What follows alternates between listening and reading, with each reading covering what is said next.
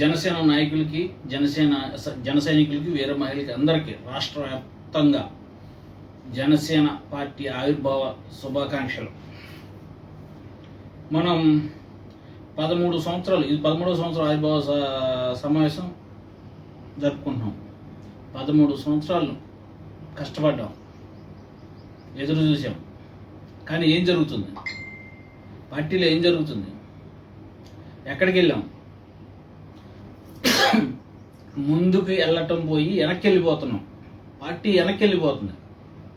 చివరికి పార్టీ ఆవిర్భావ సభ కూడా చేసుకోలేని పరిస్థితిలో ఉంది పార్టీ. ఏం జరుగుతుంది ఇది?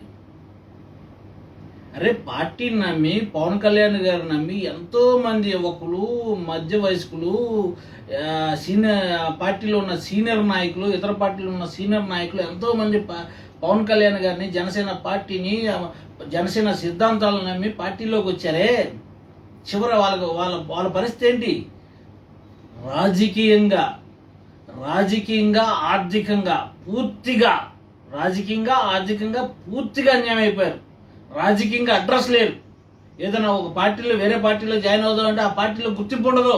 ఎందుకంటే అరే, వీడికి రాజకీయ అనుభవం లేదురా బాబు, జనసేన పార్టీలో జాయిన్ అయ్యాడు, జనసేన పార్టీ నుంచి వచ్చాడని అనుకునే పరిస్థితికి వచ్చింది జన సైనికుల పరిస్థితి, నాయకుల పరిస్థితి చాలా దారుణంగా ఉంది. అరే, మన పార్టీలో ఇంకా అసలు కనీసం ఒక నియోజకవర్గం 175 నియోజకవర్గాలు ఉన్నాయి. ఒక నియోజకవర్గం, ఒక ఎమ్మెల్యే క్యాండిడేట్ లేడండి. ఎమ్మెల్యే స్థాయి నాయకుడు లేడు. ఎవడనో ఒక వర్గాన్ని పట్టుకుని, ఆ వర్గంలో కూడా జనంతో సంబంధం లేని వ్యక్తులను పెట్టుకుని కాలక్షేపం చేస్తున్న జనసేన పార్టీ నాయకత్వం. అరే, ఒక ఎమ్మెల్సీ ఒక పనివాడికి ఇవ్వటమా? అరే, హరిప్రసాద్కి ఎమ్మెల్సీ ఇవ్వటం ఏంటంటే నవ్వుతున్నారు జనాలంతా. పార్టీలో ఏమి అనలేక నాయకులందరూ సైలెంట్గా ఉన్నారు. కానీ ఇతర పార్టీ వాళ్ళు హరిప్రసాద్కి ఎమ్మెల్యే ఏమిటంటే, హరిప్రసాద్ ఏమన్నా రాజకీయంగా ఏమన్నా పోరాడా, రాజకీయ బ్యాక్గ్రౌండ్ ఉన్నాడా, రాజకీయ ఏమున్నాడా, ప్రజలకు సేవ చేద్దాం అనుకున్నాడు. ఏం చేద్దాం అనుకున్నాడు హరిప్రసాద్ ఎమ్మెల్సీ ఇవ్వటం ఏంటి? హరిప్రసాద్ చట్టసభకు పంపడం ఏంటి? పని వాళ్ళకి ఎమ్మెల్సీ ఇవ్వటం ఏంటి? అరే, మన పార్టీ అసలు ఏమీ లేనప్పుడు ఎమ్మెల్సీగా పోటీ చేసిన గాజీ వెంకటేశ్వరరావు గారు ఉన్నారు. అరే, పార్టీ కోసం అహర్నిశలు పనిచేసిన బీసీ నాయకుడు శ్రీనివాస్ యాదవ్ గారు ఉన్నారు. ఇలాంటి వాళ్ళు చాలా మంది ఉన్నారు. వాళ్ళకి ఇవ్వచ్చు కదా. వాళ్ళకి ఒక హోండా, పనివాడికి ఒక ఎమ్మెల్సీ, అన్నకు ఒక ఎమ్మెల్సీ. ఏంటండి పార్టీ ఎక్కడికి పోతుంది? చివరికి పార్టీ ఆవిర్భావ సభ చేసుకునే దిక్కు కూడా లేదు మన పార్టీకి. ఇది విమర్శించడం కాదు. పవన్ కళ్యాణ్ గారి కన్నా రాజకీయ అనుభవం నాకుంది. రాజకీయ ఫ్యామిలీ నుంచి వచ్చాను. నాకు తెలుసు రాజకీయ కింద స్థాయి నుంచి రాజకీయం ఎలా ఉంటుందని. రాజకీయం చేయడానికి వచ్చామా, పక్కోడికి సర్వీస్ చేయడానికి వచ్చామా? చాలా ఆవేదనగా, ఎందుకంటే చాలా మంది జీవితాలు, రాజకీయంగా ఇంట్రెస్ట్ ఉండి బయటకు వచ్చిన జీవితాలు మొత్తం క్వశ్చన్ మార్క్ చేసింది జనసేన పార్టీ, జనసేన నాయకత్వం. ఇప్పుడు మెంబర్షిప్ డ్రైవ్ బతిమలాడుకొని ఎదురు పెట్టుబడి పెట్టి మెంబర్షిప్ జాయిన్ చేయించుకోవాలంత గత్యంతం ఏంటి పార్టీకి? అరే, ఒక నియోజకవర్గంలో కనీసం మీరు ఏదో 20,000, 50,000, లక్ష, ఒక జిల్లాలో 1,00,000 మంది, కనీసం 2,000 మంది, 3,000 మంది కూడా నిక్కాసైన జన సైనికులు ఎవరు ఉండరండి. అందరూ పెయిడ్ డబ్బులు ఎదురిచ్చి, అరే బాబు నీకు ఇన్సూరెన్స్ వస్తుంది, జాయిన్ అవరా బాబు అని బతిమలాడుతున్నారు లోకల్ లీడర్స్. అలా కూడా దొరకట్లా. చివరికి డబ్బులు ఇచ్చి పెట్టినా సరే జనసేన పార్టీలోకి వచ్చేటట్టు కనపడతారు జనాలు. సార్, ఎక్కడ పోతున్నా ఆలోచించండి.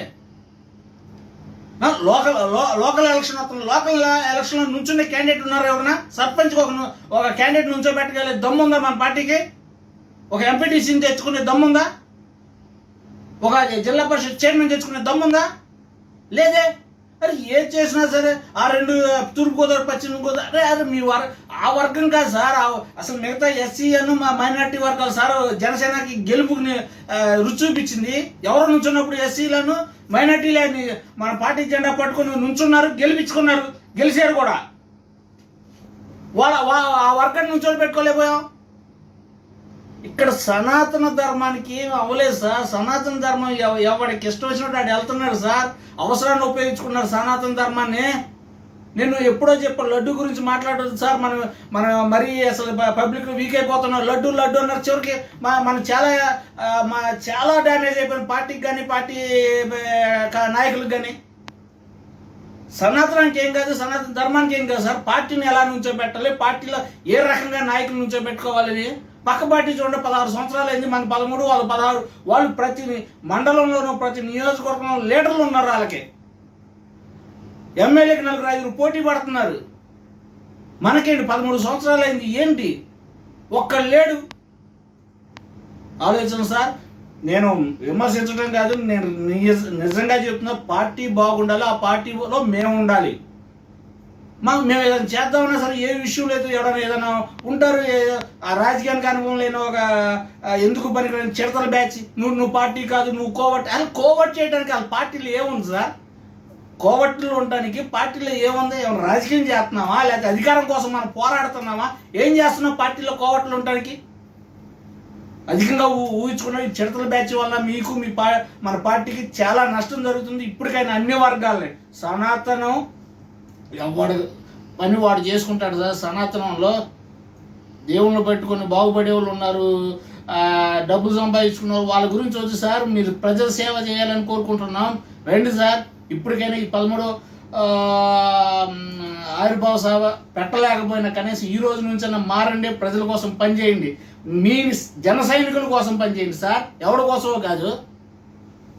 ఎవరో సీఎం అవ్వాలని మేము ఎక్కడ చేస్తామండి? మీ వెనకాల మీరు సీఎం అవుతారండి, మేమేముంటాం? చూడండి, ఇప్పుడు మీరు ఒకప్పుడు ఇబ్రహీంపట్నం వచ్చి పోలీసులు ఆపిచ్చారంటే కొన్ని వేల మంది, లక్షల మంది వచ్చారు. నిన్న కాక మన జనసేనలో కారు అద్దాలు పాల్గొడితే వచ్చిన జనాలు లేరు. చూడండి ఎంత తేడానో.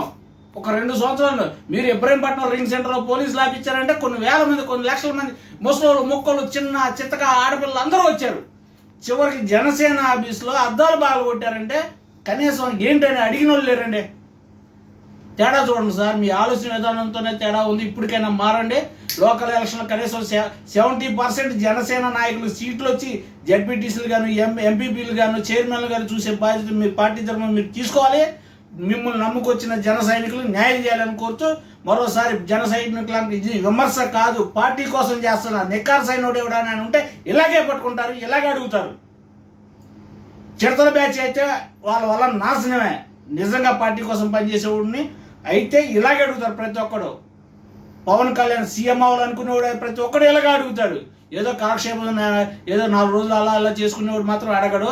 నేను రియల్గా చెప్తున్నా, పార్టీ కోసం, పవన్ కళ్యాణ్ కోసం ఈ ప్రశ్నలు ఈ రకంగా అడుగుతున్నాను. మీరు ఇప్పటికైనా లోకల్ ఎలక్షన్లు అయినా సరే కనీసం 70% మనం జనసేన నాయకులు, జనసేన కార్యకర్తలు పదవుల్లోకి రావాలి. ఎంపీపీలు అవ్వాలి, సర్పంచ్ రావాలి, జడ్పీటీసీ చైర్మన్ రావాలి, మున్సిపల్ కార్పొరేషన్ చైర్మన్ రావాలని కోరుతూ మీరు ప్లాన్ చేసుకోండి. మీ వెనకాల మేము ఉంటాం. మరోసారి అందరికీ జనసేన నాయకులకి, కార్యకర్తలు, రాష్ట్ర వ్యాపారులు అందరికీ శుభాకాంక్షలు, ఆవిర్భావ శుభాకాంక్షలు చెప్తూ జై హింద్.